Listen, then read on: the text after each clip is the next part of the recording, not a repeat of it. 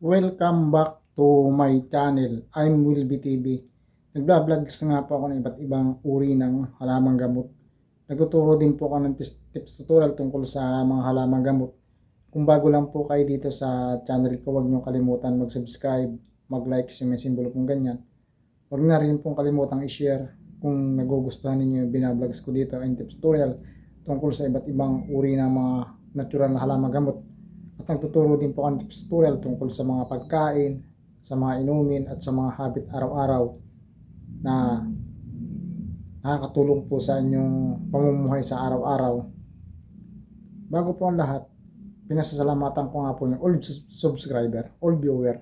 Maraming salamat po sa inyong suporta. Sana po ay patuloy niyo suportahan yung channel ko para lalo po pong mag-grow. Ganun din po sa new subscriber, new viewer. Maraming salamat po sa inyong suporta. Sana po ay patuloy niyo suportahan yung channel ko. At sa hindi pa po nakaka-subscribe, pwede po bang makahingi ng konting tulong, paki-subscribe na lang po. Thank you nga po sa mga nag-subscribe. Meron na po tayong subscriber na 367 subscriber. Thank you po. Maraming salamat po sa inyo. At masaya po ako ngayon na mapasko. Padami yung subscriber po na channel ko. Ang ititips story ko po sa inyo yung kapag kayo ay yung sobra yung lagnat o kung saan ito nanggaling yung sobrang pagkalagnat, sobrang pagkakasakit. Yan po ang i-discuss ko, i-tips story ko po ngayon sa araw na to. Tips number 1, kung kayo po ay tinarangkaso, ang dahilan po niyan, sobrang pagod ninyo, tapos yung trabaho ninyo, sobra, halimbawa nagtatrabaho kayong 8 hours, nagiging 10 hours to 14 hours araw-araw, tapos isang buwan pa walang diop, tapos kulang ka pa sa kain, nalilipasan ka pa ng kain, kulang pa sa tulog, kulang pa sa inom ng tubig. Yan po yung bababa yung immune system mo o babagsak ang immune system mo.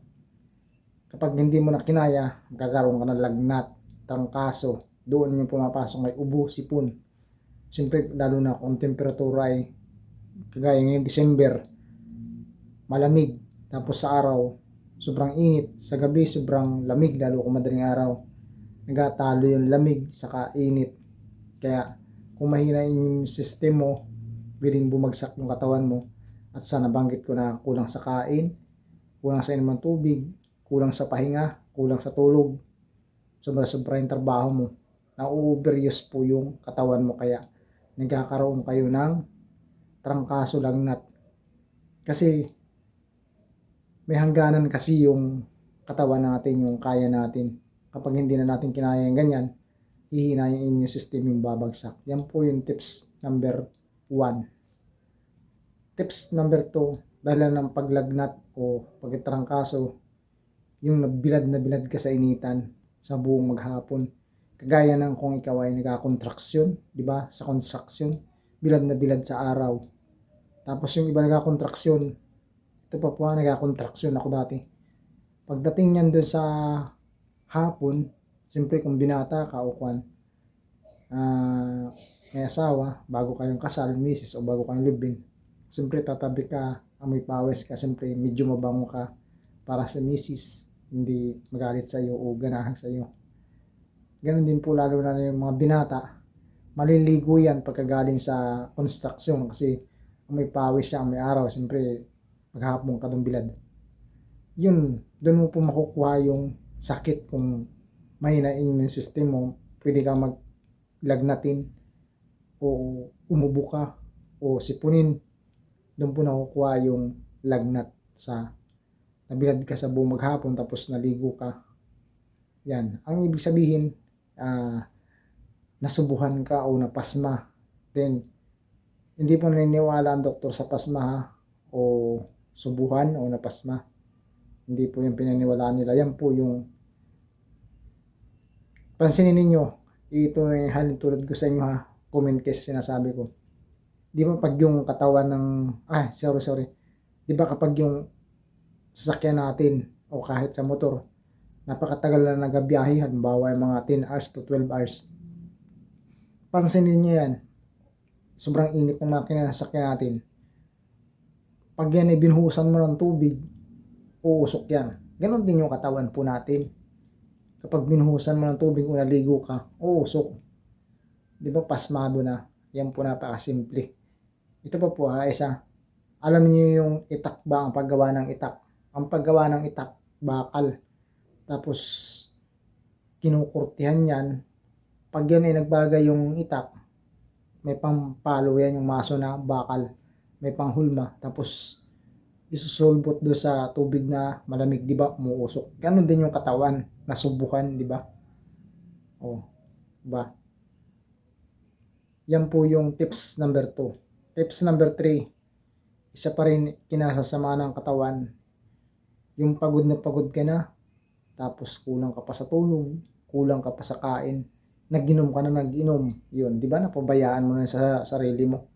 Nag-inom ka na, hindi ka nakakain kasi sobrang lasing mo, tapos pagod na pagod ka pa, doon ka pa nakatulog sa baba.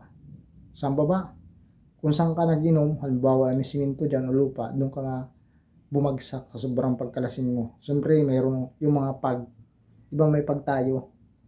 Yung pag, hindi po alam yung iba o ano po bang lingwahe ng buong Pilipinas sa atin. Pag, alam mo yun, diba? Hamog. Yung pag, kung nakapunta na kayo sa Baguio o nakapunta na kayo sa Tagaytay, yun po yung pag, kapag madilim yung panahon, nakikita ninyo kalsada, hindi na may bumababa na abo-abo, yun po yung inasabi kong pag. Kapag yan ay ikaw ay lasing-lasing, tapos natulog ka doon sa may nalagdagan ka ng pag, makakasakit ka rin. Siyempre, mainit yung katawan mo, siyempre may alak, tapos malamig, o, di ba? Diyan ka na rin magkakasakit kapag hindi kinaya ng immune system mo. Yan po yung tips number 3.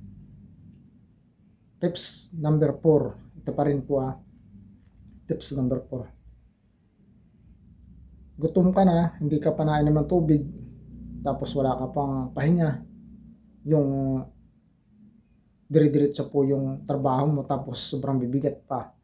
Marami naman tayong mga mabibigat na trabaho, kaya nagbuhat ka ng bigas. Nag-uuling ka. Alam niyo nag-uuling? Binubuhat yung mga kahoy niya, nag-uuling o nagkukubiko ng bato. Yung mabibigat pong trabaho na yan, kapag kulang ka sa vitamins, kulang ka sa inom ng tubig, kulang ka sa pahinga, babagsak din yung immune system mo. Alam mo bakit? Nakakapanghina yung mga trabaho po na ganyan. Comment po sa mga trabahador natin dyan na kagaya ko rin nagtatrabaho dati na sobrang bibigat. Pwede po ikaw magkasakit kung ganyan. Kulang ka nga sa kain, kulang ka sa pahinga, kulang ka sa tubig. Tapos, ganyan ang trabaho mo, mabibigat. Yan po yung tips number 4. Tips number 5, isa pa rin po yung pinagmumulan ng pagbagsak ng katawan, ng paglagnat o trangkaso. Yung araw-araw nakikipag-sex ka, tapos yung pagkain mo hindi masustansya.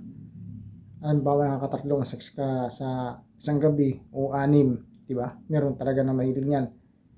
Tapos ang pagkain mo hindi masustansya, araw-araw ginagawa mo, siyempre maglalabas ka ng sperm, di ba? Kung malakas ka labasan ng sperm, panghihinain yung katawan mo, tapos hindi masustansya yung ginakain mo, ang mangyayari, babagsak din yung immune system mo. Kapag araw-araw na ganyan, nagkipag-sex ka, tapos kulang ka sa kain ng masasarap o masustansya, wala kang pahinga na maganda, tulog na maganda, o kulang ka rin sa inom ng tubig, kulang ka sa kain, babagsak po yung katawan ninyo kapag kasya kayo sa sex o gusto ka sa sex. Kulang ka naman sa kain, kulang ka sa inom ng tubig, kulang ka sa kain, kulang ka sa pahinga. Yan po yung tips number 5. At hanggang dito na lang po. Sana po ay makatulong ako sa inyo tungkol sa pinagmumulan ng trangkaso, lagnat, sipon, ubo. Ba? May natutunan po ba kayo sa tips tutorial ngayon? Sana po ay nakatulong ako sa inyo. Huwag po ninyong kalimutan na mag-subscribe sa hindi pa po nakaka-subscribe. Mag-likes po sa hindi pa nakaka-likes. I-share na rin po ninyo kung nagugustuhan ninyo pag-tips tutorial ko dito. Maraming salamat po sa inyong lahat. I am Will TV. Bye-bye.